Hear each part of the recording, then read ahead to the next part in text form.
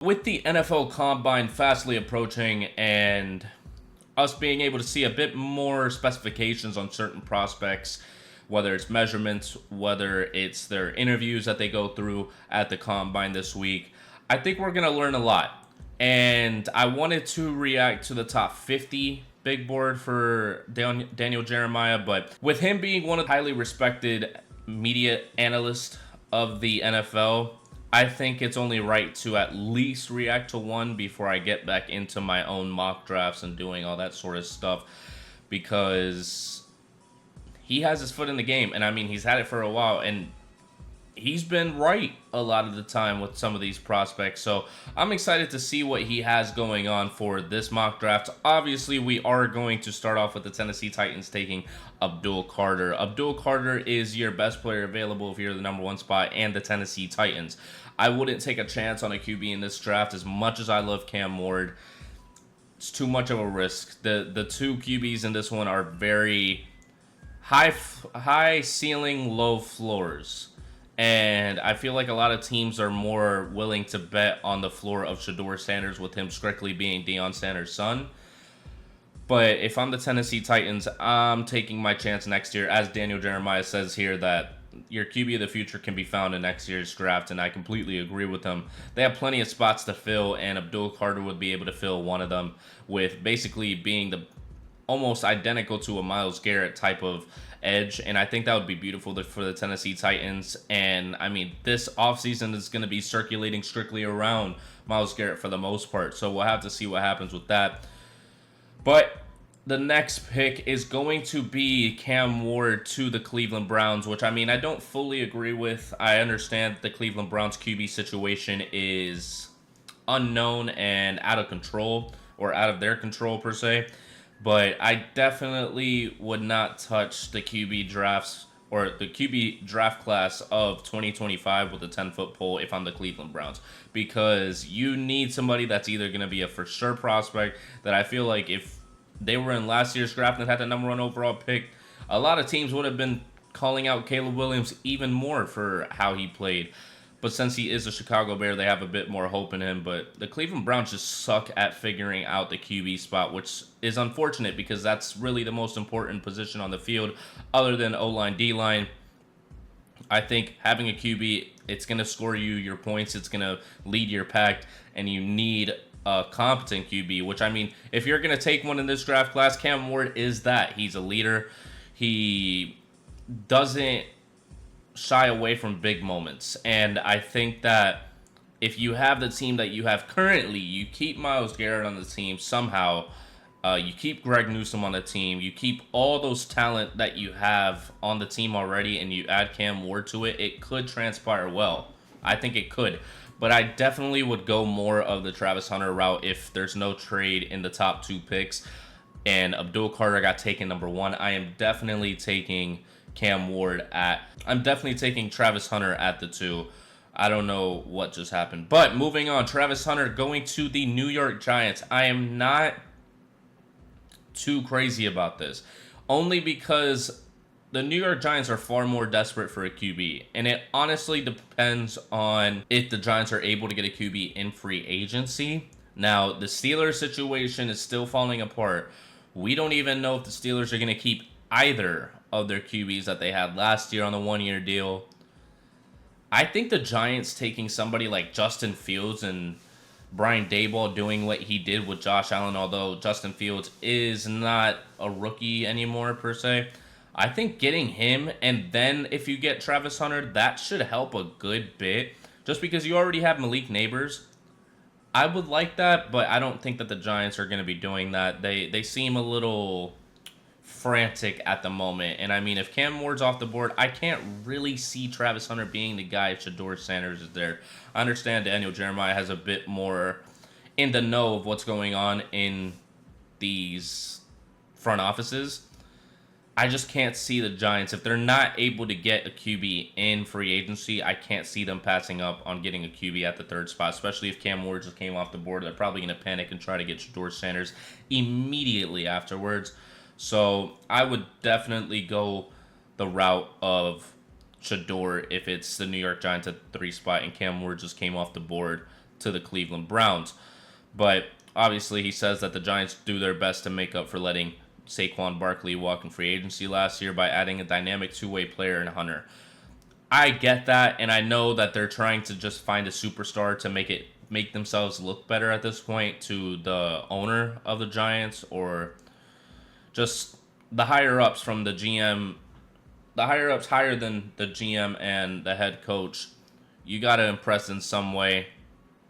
Travis Hunter has not been getting good praise lately because I've been seeing a lot of Will Johnson and his footwork, and Will Johnson looks good. And Travis Hunter may not even be the best corner in this draft class. And, I mean, Tatario McMillan to me is the best wide receiver. So he's not the best at either position, but it's just a simple fact of him being a two-way player is what's taking a lot of teams a lot of time to consider Travis Hunter being their pick. So, I don't know. If I'm a team, I will just go best player for position of need specifically for the New York Giants. So I don't know. But he does go Will Campbell going to the New England Patriots, which I have gotten a lot of flack for in the past couple mock drafts. But as much as you Patriots fans hate it, and as much as NFL fans in general hate it, the Patriots are probably going to be taking offensive line if it comes down to it in this draft. Because you need it. You really do need offensive line. It's a big hole in the interior. And I think that putting Will Campbell on the interior should be your priority. I think that he will help a lot for the time being until they're able to figure that out. And then, if need be, move to left tackle. But Will Campbell, in general, if you're going to put him at left tackle, if you're going to put him on the interior, as he says, is one of the highest rated players available on the board. Or on his board specifically. I think on everybody's board, Will Campbell's high up there. I'm definitely taking Will Campbell from the Patriots. I know that there's a lot of tempting talent in this draft, but you just can't really go wrong with an offensive lineman at this point with their situation that they're in. Since they have Drake May, you need to just have the offensive line. I think with the way that the Eagles played in the Super Bowl, a lot of teams are more worried about O-line, D-line, and solidifying those two. And I think that the Patriots are going to be one of those teams that really focus on that a lot in this draft class, in this free agency, and worry about wide receiver where they can either trade for them. There's some opportunities for that. There's a T. Higgins opportunity because the Bengals seem to be putting a franchise tag again on him, which I don't think is going to make him very happy to want to stay. But I can understand from a front office standpoint that might be what they need to do if they want to re-sign all the players. They need to solidify that he's just not going to go anywhere, since they know that he is the hot commodity of the wide receiver market in this free agency. So I think if he was to go into free agency, the New England Patriots would be front and center with an absolute bag for T. Higgins, which they very well may still offer him a good contract if the Bengals are not able to come up with a solution for that contract. But moving on to the Jaguars, Mason Graham, I think, is very viable for this position. This seems like a perfect marriage between need, talent, and fit. Graham is one of the most consistent players in the class, and I completely agree with Daniel Jeremiah. I mean, he is the definition of consistency, and he was consistent at being an absolute game wrecker in every single game for Michigan. And if it wasn't that, he was able to take the attention off of the other defensive linemen, and the offensive line would double team, triple team him, and then they would be able to get in with players like Kenneth Grant. And I think Mason Graham should just be very highly regarded going into this draft class. I'm not sure if he's going to be at the Combine, so I can't say anything about that per se, but I'm definitely high on Mason Graham being the at least top 5 pick. I can't imagine him going outside of that, especially the Jacksonville Jaguars are at the 5th spot. They need defensive interior just to be able to solidify that defensive line. And since Will Campbell isn't on the board, I feel like that would be their next point of attack. And Mason Graham's an absolute blue chip prospect. But moving on to the Las Vegas Raiders, I didn't see any of the other picks. But moving on to Las Vegas Raiders, we are going to have Shedeur Sanders going to the Raiders, which I can see. I can definitely see if he drops past the Giants. I feel like the Raiders have been very high on him. Maybe not trading up to the first pick like I had him in one video doing, which I mean, it was a possibility. It still is. There's a lot of possibilities for that number 1 overall pick, depending on what the Titans receive as an offer. I mean, we thought that the Bears weren't going to trade out of the number 1 pick a couple years ago, and actually, that's what it was.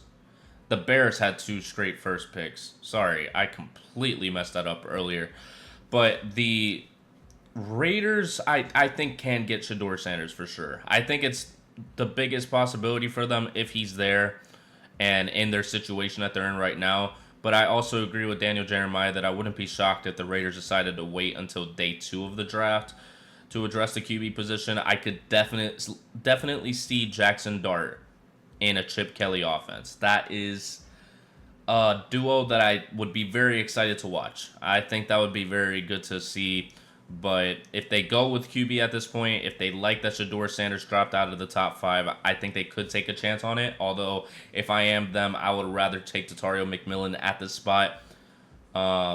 Assuming that Daniel Jeremiah's mock draft is perfect, I would definitely take Tatario McMillan here and then get Jackson Dart in day 2, possibly, if he's still there. Ideally, he would still be there. Maybe Will Howard goes right back to the Chip Kelly offense because he's projected to go top 50. I could definitely see that too. I think there's a lot of possibilities for the Raiders. They might not reach on a Shedeur Sanders situation, which is crazy to say because at one point he wasn't a reach. But moving on to pick number 7, we got the New York Giants taking Tyler Warren. The Jets ranked second to last in rushing offense last season, and they desperately need another target in the passing game. Warren helps them improve in both of those areas, and I agree with him. I mean, he's hitting on all marks right now. Tyler Warren would be able to come in, be a target in the passing game, but also be able to help block for Breece Hall, unlike Colson Loveland would be able to for this type of offense. I think Tyler Warren has the strength. He has the ability to be one of the best tight ends in the league overall, whether it's blocking or receiving. And going to this New York Jets offense that has a bit of an unknown as to the QB position right now, it could help them in whatever fashion that they have that QB position playing at. So Breece Hall, Garrett Wilson, Tyler Warren should all complement each other in their own ways.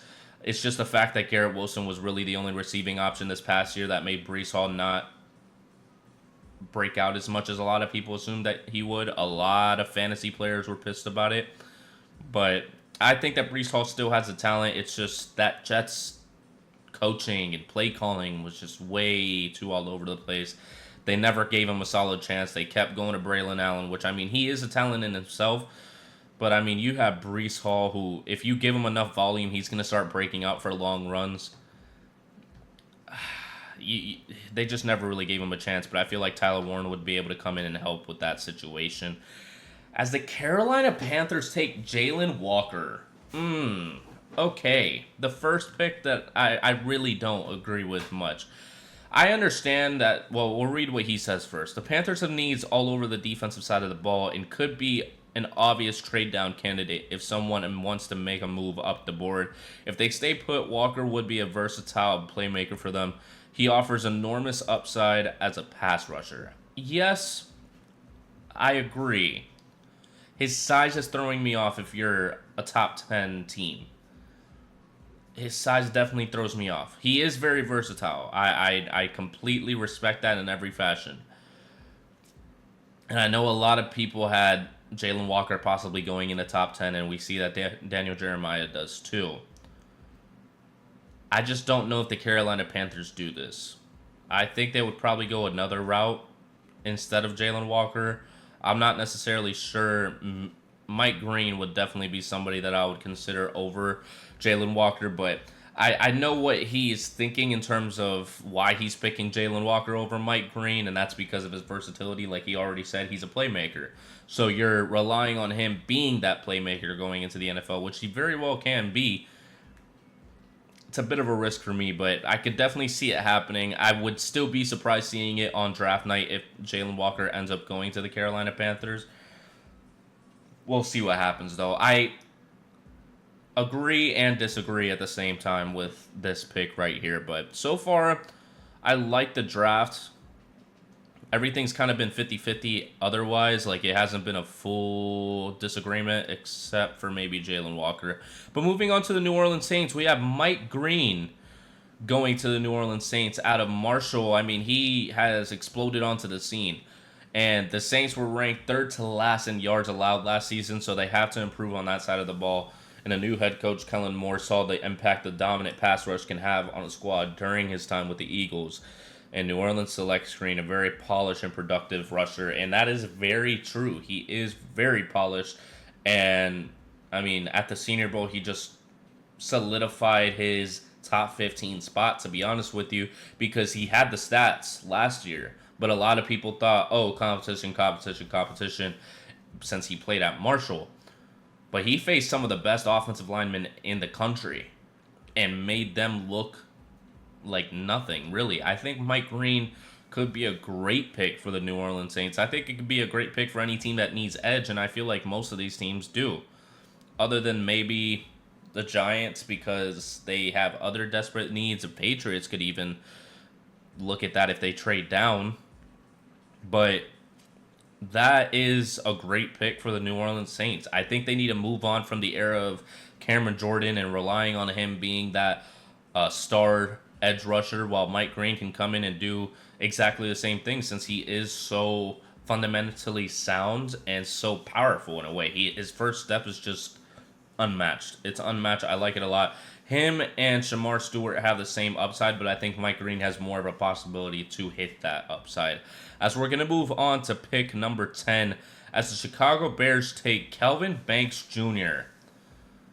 And yeah, I mean, the Bears need to devote their offseason to upgrading the group playing in front of Caleb Williams. Banks has a skill set to play tackle or guard, and that's 100% true. He has the skill set, and he has the size to be able to go wherever he wants to be honest with you, or wherever they want him to. He doesn't really have a choice in the matter. But Kelvin Banks Jr. is definitely one of my favorite tackles in this draft class. I think him and Will Campbell, wherever they go, are going to make an immediate impact. And the Bears need help anywhere on that offensive line right now, because a lot of people thought that they had a solid enough offensive line going into the season, and we saw how fast that pocket would just collapse with that offensive line. They need to invest everything into it if they want Caleb Williams to be competent, and I think a lot of these new head coaches going to new teams is bringing a new type of mindset, because yeah, I agree with Daniel Jeremiah that Kellen Moore going to the New Orleans Saints is going to have a big impact, because defensive line for the Eagles won them the Super Bowl. You have to be able to make sure that offensive line and defensive line are just as powerful as each other, and honestly probably your top positions on the team, because everything else will shape into it. But the Chicago Bears need to focus on the offensive side of that. Kelvin Banks Jr. should be able to help just right with that, as we're going to move on to the San Francisco 49ers taking Will Johnson at the 11th spot. Johnson is a scheme fit, and his size will play well in the division featuring wide receivers built like power forwards, which is true. I like that pick. I do like that pick, especially with the possibility of Tarvarius Ward leaving the 49ers. You need to be able to move on from the pass corners and try to start a new regime. I think they need to keep Hulafaga. Hopefully I said that right. I'm thinking off the top of my brain and more focused on the draft prospects right now. But Will Johnson very well could go top 10 in this draft class. And if he falls to the 49ers, I could definitely see him going there. Tyler Warren and Will Johnson is a top up for the New York Jets. Jalen Walker, I think the Panthers need that edge position a little more than they need corner. And really, I don't feel like anybody else would take a chance on it with the other positions that would already be there. I mean, I'm taking Mason Graham over Will Johnson any day of the week. But I definitely like Will Johnson going to the 49ers. I think it is best for both sides. And he has a lot of talent. His footwork is tremendous, and hopefully we can see it a little bit more at the Combine. I'm unsure as to who is attending the Combine, so don't try to quote me or shoot me down about the specific prospects that are going. I am going to be watching it, so hopefully I'm able to see some sort of spike in somebody's draft stock, or just see more of a solidified situation with different types of players in this top 10. I'm excited. I'm excited to see it. But moving on to pick number 12, Walter Nolan goes to the Dallas Cowboys. No Ashton Genty, which, I mean, if I do say so myself, I think Ashton Genty can go even higher than the Dallas Cowboys, and I've been leaning towards that lately. But that is interesting. Walter Nolan. Nolan is a very twitchy disruptor and could replace their defensive tackle if he departs in free agency. Which, I mean, top prospect coming out of his recruiting class. Really showed up this season and in the offseason. I could see it, but I feel like the Dallas Cowboys have been burnt a little bit too much on that defensive interior position lately. I mean, Mozzie Smith has just not performed at all. They took him late in the first round a couple years ago. I don't know. I don't know about this one, Daniel. I don't know, but I think it's a good pick in terms of position of need. But the halfback spot is definitely something that I would be concerned about if I'm the Dallas Cowboys, if I take Walter Nolan. But taking Walter Nolan would be able to solidify that defensive line even more. You just had Zach Martin retire as well. So, I mean, with the next pick that we're going to see, I think he could possibly go to the Dallas Cowboys. And Tyler Booker going to the Miami Dolphins is a very, very interesting pick, which I respect a lot. Tyler Booker, great leader, and I think he has a lot of upside as a offensive guard. But Booker was a rock in the middle of the Alabama offensive line, and he could provide a much-needed upgrade in Miami. Which, I mean, that's what the Dolphins would be thinking of doing in this situation if they go offensive line. They're taking a tackle that can move inside, or they're taking a tackle that can move inside for now, but go back outside whenever they need him to. Tyler Booker is more of the pick of he's going to stay at offensive guard, and that's going to be that. Which, I mean, I could see the Dolphins doing just because it is the Dolphins, and the whole versatility thing is just not in their DNA of picking. But Tyler Booker is a great pick if you want to just make sure that the offensive guard position is going to be solidified, and I feel like that has been a big weakness on the offensive line of the Dolphins when it comes to Tua getting sacked. A lot of defensive tackles tend to get in, or defensive interior players.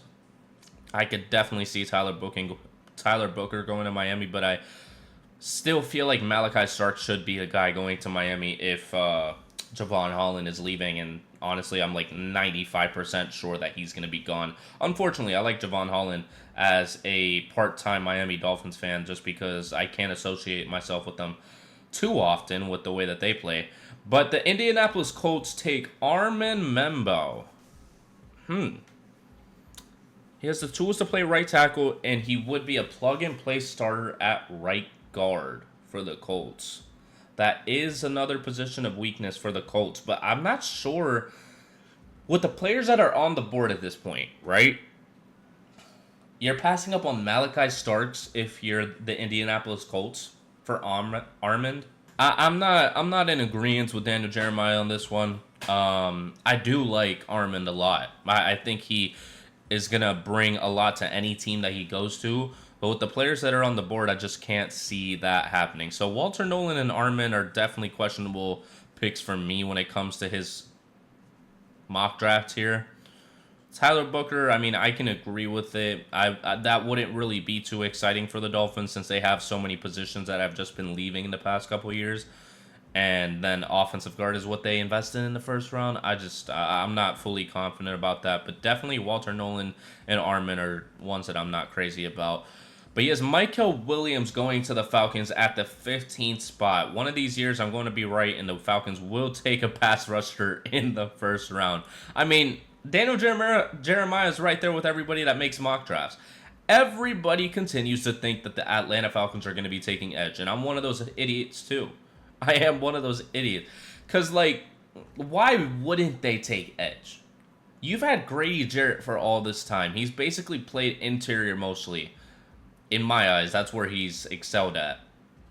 You trade for Matthew Judon this past year. He does okay. Why don't you get a rookie? Why don't you get a raw prospect, especially like Michael Williams, who has the arm strength of a fucking bull? Obviously, bulls don't have arm strength, but I'm saying he has the same strength in his arm that a bull has. He just takes control of whoever's in front of him. So why not take that type of player, especially going to Georgia? I don't know. I'm not fully convinced that they're just gonna change their ways and just draft a pass rusher all of a sudden. Although Michael Williams is not a great one, he's more of a run defender. I think he can form into a very solid pass rusher. I think Michael Williams is. I don't know. I don't know. He he leaves me skeptical sometimes, but I could definitely see him being one of the best edge rushers in this draft class. I know that I've said that about Mike Green. Obviously, Abdul Carter is going to be the best. I think he can be top three. That's what I'll say. I think that Michael Williams could be top three, but there's also a possibility that he's probably one of the worst coming out of this draft class. And that's just the risk that you have to take in these drafts.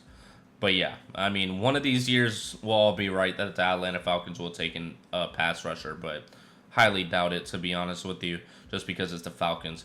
The Arizona Cardinals at the 16th spot taking Kenneth Grant is definitely something that I like. I mean, Grant would immediately assist against the run, and he has enormous upside as a pass rusher. The hope is he eventually develops into an impact defender in the mold of Dexter Lawrence. That's very high expectations for somebody, but I like Kenneth Grant. I do like Kenneth Grant. I think he could fit in this Arizona Cardinals defense.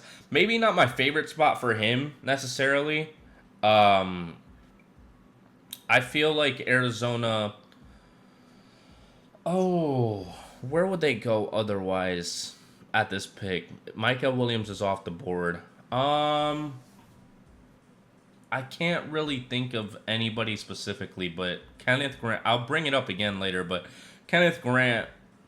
I'm not super crazy about him going to the Cardinals, but I could definitely understand it. I definitely could. He has a lot of talent, but I just think that there's better schemes that he could fit in. Jahdae Barron going to the Cincinnati Bengals. We haven't had a single wide receiver come off the board. Where's Satario McMillan? He just doesn't have Tatario McMillan going in the top 20. What's going on with that? That leaves me hesitant, especially with the Cincinnati Bengals. If the Cincinnati Bengals see Tatario McMillan on the board, I don't see them going anywhere else but T-Mac. I am so sorry. As much as corner is in need because they just keep re-signing their old players, as much as defensive line is in need, if Tatario McMillan is sitting there on the board for the Cincinnati Bengals to take, I can't see them going any other way. But Jahdae Barron's very talented. I think he is definitely one of the fundamentally sound corners in this draft class. He's definitely proven it with him playing 3 different positions and just excelling in every single one. Playing inside corner, outside corner, safety. I mean, he can fill in wherever you need him to. I'm sure the Bengals would consider a defensive tackle here. Yeah, but Barron is too good to pass up. Also, there will still be talented defensive tackles available. Which, yeah, the defensive line is very good in this draft class, and I think that you could definitely find some good talent still in day 2. Jahdae Barron is in a slim pickings type of corner class. So once he's off the board, it's a bit of uncertainty past this point. I'm just not crazy about them not going with Tatario McMillan. That's just my thing. But the Seattle Seahawks taking Gray Zabel, another offensive lineman that had a pretty good Senior Bowl. I think he could be a possibility for the Seahawks since they do need interior. But yeah, having that 5-position flexibility in the offensive line could start at one of the interior spots from day 1. So yeah, I definitely agree with him on this one. I think Gray Zabel could go into a lot of different molds, whether it's the Seahawks, whether it's the Bucks. Although the Bucks may not need offensive line, I think adding somebody like Gray Zabel that can have that versatility could be good for them. And yeah, he was dominant at the Senior Bowl, so Going to a team like the Seahawks that may very well need interior a lot more than anything could be a situation. I'm just a little hesitant of it being at the 18 spot and not trading down. But that's just me.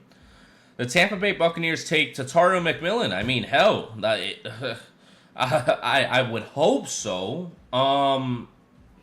If he's still on the board for a lot of these teams, I would see him just getting popped off, even though they probably don't need wide receiver.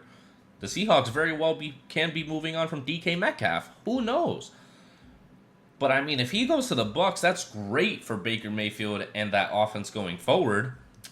I feel like it's a little bit too much like Mike Evans.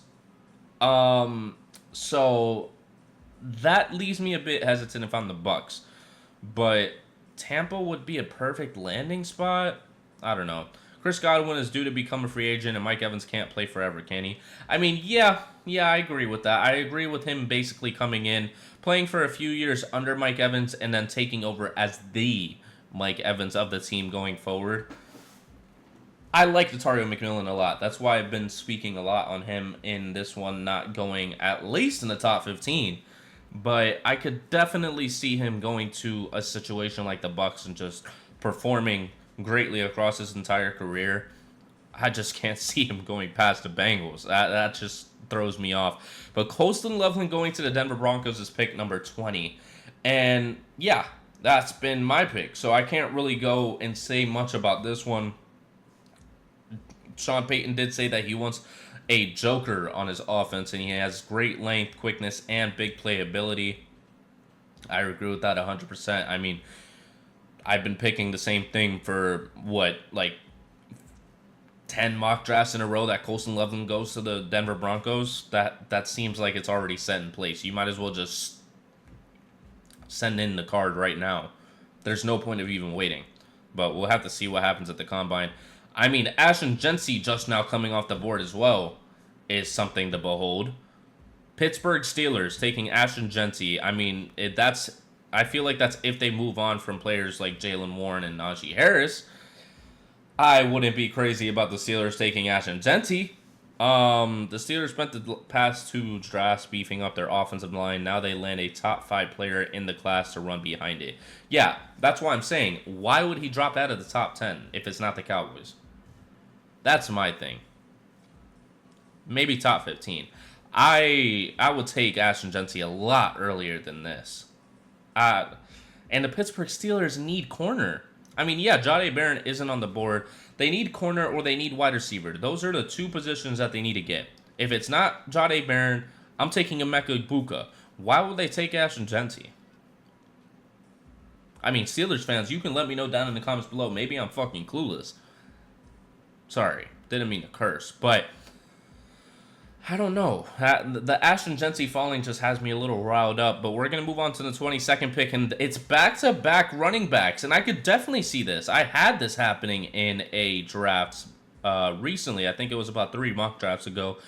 Amarion Hampton going to the Los Angeles Chargers. I like that. I do like that a lot. They desperately need to give Justin Herbert more offensive firepower. Hampton would hit a lot of home runs in this offensive system.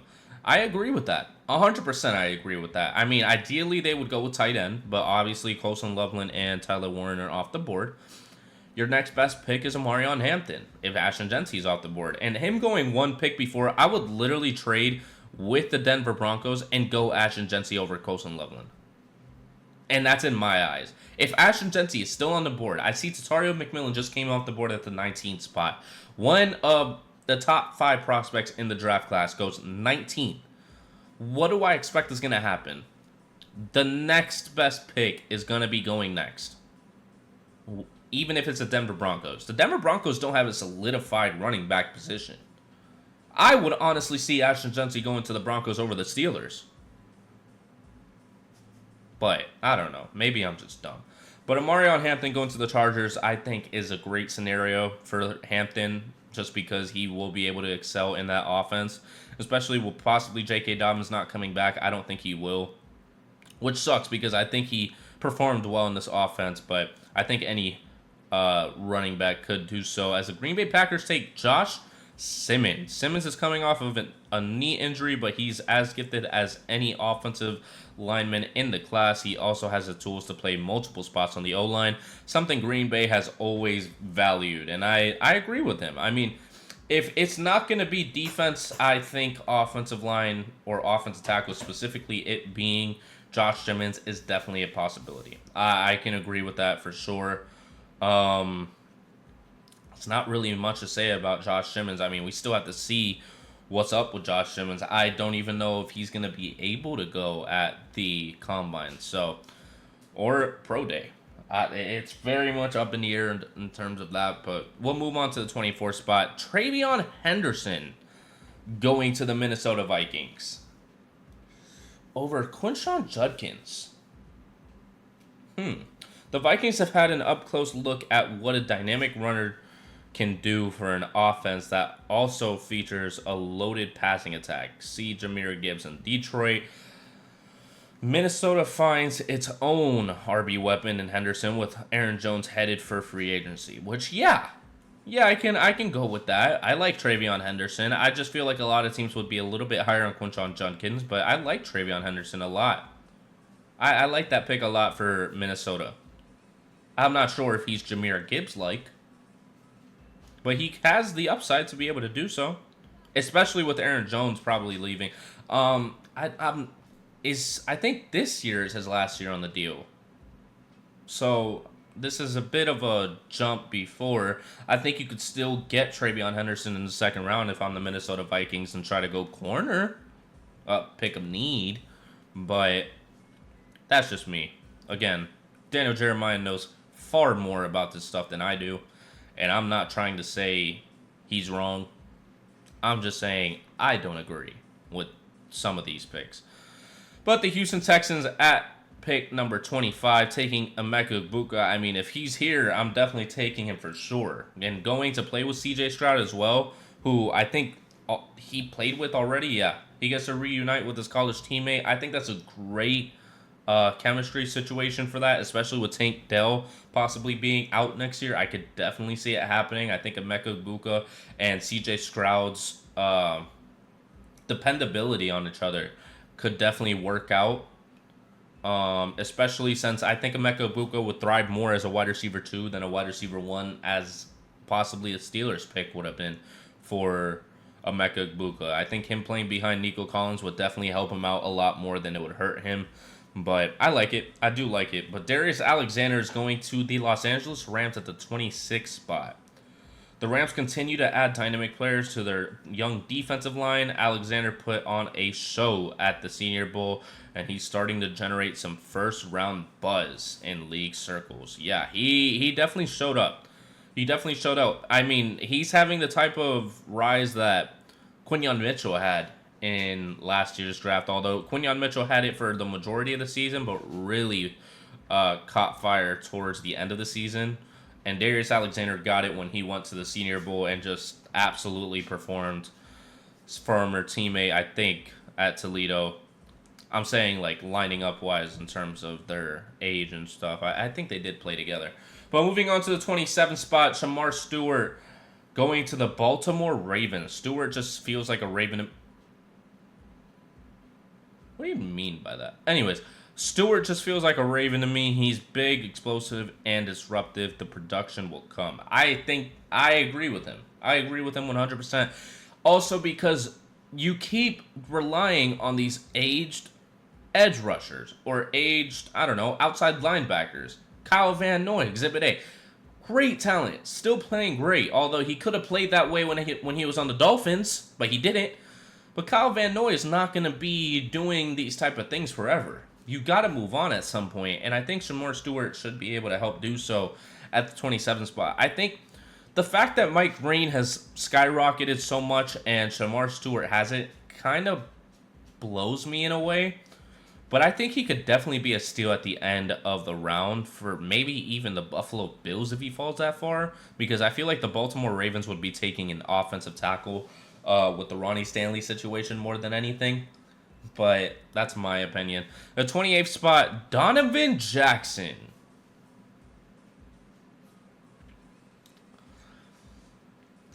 Okay, so I see how Daniel Jeremiah drafts his mock drafts. Okay. Okay. So you guys would hate his draft classes. So I'm sure you guys have a ton of opinions about this. So please let me know down in the comments below. Because, I mean, Donovan Jackson going in the first round, I don't know. A lot of these picks I feel like shouldn't even be first round. They could be second round. I mean, Donovan Jackson, obviously. I could have him going second round to the Detroit Lions. But yeah, he is the perfect replacement for Kevin Zeitler if he leaves. But I don't know if I'm taking him in the first round. I don't know. That throws me off just a bit. Just a bit. I don't know. That. I'm just going to move on. The 29th spot, Jahad Campbell going to the Washington Commanders. I've been very up and down with Jahad Campbell. From watching him just absolutely perform against Georgia to basically not doing much for the rest of the season. I still think he is very good. I try to hold my words back on him being more impressive than what we've seen. But Campbell is one of my favorite players in the class. I believe you'll see some teams work him out as an edge rusher this spring. When he's allowed to rush, he flashes elite potential. That's what I was thinking in my head, but I didn't want to say it out loud just because the whole using the word elite potential is a bit saturated for me at this point. So I think he has that potential. I think he does. And I think also teams will work him out as an edge rusher this spring. Still another player that I just don't know if he's going in the round one. But if it's going to be round one, it's definitely at the end. But the 30th spot, Matthew Golden. Again, I can see how Daniel Jeremiah drafts his draft classes or drafts his mock drafts. I love it. Don't get me wrong. I love it. I love that he's going with positional needs. Not really worrying about best player available. But Matthew Golden going to the Buffalo Bills. Yeah, he could be a perfect fit for Josh Allen, but you just took a wide receiver in the last draft class. Why are you going to do it again? I get it. I get it. I think it's a possibility. I do. But where's Luther Burden? Why is Luther Burden not here at this spot if the Buffalo Bills are taking a wide receiver? That's what I'm curious about. That's just me. But 31, Josh Connerly Jr. I mean, I could have seen this pick going to the Detroit Lions. Like, I don't know why he dropped past them if they're going with that, but the Chiefs must address the left tackle spot in free agency, or they're drafting this scenario, they find a match in Connerly, which, I mean, that's the best case scenario for them. If Connerly's going to be there, 100% taking him if I'm the Chiefs. You need to go offensive line no matter what. Not even just any offensive line. Offensive tackle, no matter what. I don't care. I don't care if Ashton Genty's still on the board at the 31st spot. The Chiefs need offensive line if they want to have some sort of dynasty. And they have no left tackle. And that has been the most important position on that offensive line. Especially since we saw the beatdown that the Eagles had against them in the Super Bowl. So, a lot of people said it was a bad game. I love seeing the Chiefs get fucking jumped. I'm sorry. I was loving every second of that. With Saquon basically not even doing anything because they were focusing too much on him. Opening up the passing, the defense scoring a pick six. Like, I didn't go wrong with it. Malachi Starks going 32. This is what I'm saying. I don't know. I would even have him going past the Buffalo Bills. The Buffalo Bills had Luther Burden and Malachi Starks sitting there. And they take Matthew Golden? I don't know, Daniel. I don't know, Mr. Jeremiah. I don't know. I can't get behind it. I can't get behind Malachi Starks falling to the 32nd spot. Maybe secretly he's an Eagles fan. I have no idea. The Eagles add another versatile piece in the secondary in Starks, who joins the Georgia North All-Stars in Philadelphia. How the hell with Malachi Starks drop to the 32nd spot? That's me. I don't even see him falling out of the top 15. And that's just my opinion. Because you have plenty of teams that need safety at that point. I don't know. Daniel. I do not know, Daniel. Where did he have Malachi Starks going in the first? I saw it before, but I just don't. I don't know. Daniel Jeramiah here. Whoa! Jump scare of hell. Malachi. This seemed a little more what I would get behind. He had him going to the Vikings. Luther Burden goes to the Texans. What happened for Daniel Jeramiah to think that Luther Burden just doesn't deserve to be in the first round? I love Azariah Thomas. I love him. I do love him. James Pierce Jr. also. Where did he go? What, he's dropping to the second? Come on.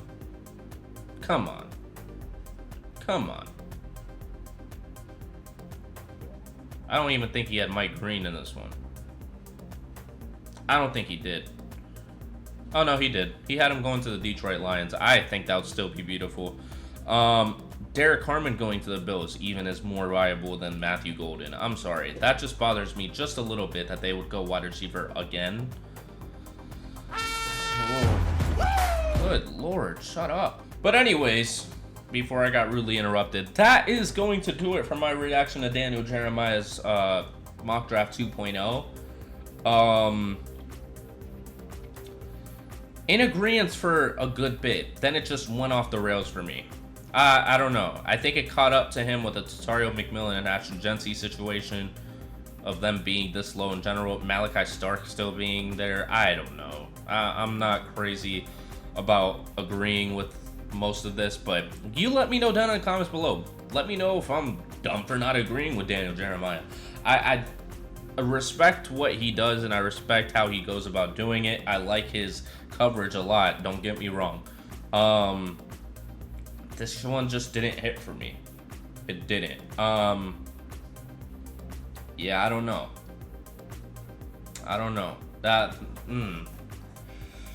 We'll see. We'll see what happens, but if you enjoyed that, please go down there and like so more people can see it. Hopefully we can get a little bit more of a following. Hopefully get to 500 subscribers before the draft, so we can do maybe something big for the draft in April. But we need about, I think, 10 subscribers to be able to get 500. So tell your friends, tell your family, get on their YouTube accounts and subscribe for me. I mean, I would greatly appreciate it, obviously. I always appreciate you guys viewing and letting me know what you think about the mock drafts, whether you leave a comment, whether you leave a like, whether you subscribe. I appreciate you coming through and watching nonetheless, and I will see you in the next video. Peace.